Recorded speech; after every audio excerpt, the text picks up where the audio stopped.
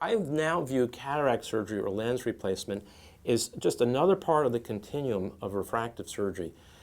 Young patients in their 20s, 30s, 40s, even 50s, LASIK is a good option because their lens is still clear and still changes shape, so they have a built-in zoom camera. But as patients get to that 45 to 50 range and beyond, there's subtle changes occur in the lens. It starts to scatter light. And LASIK starts to be a less optimal option for many of these patients because it's not going to stop this aging process. You know, I think a young patient, sure, LASIK is the way to go. But a patient who's already in their 50s, starting to notice it's hard to drive at night, they're looking for something that's going to rejuvenate their eyes and be permanent.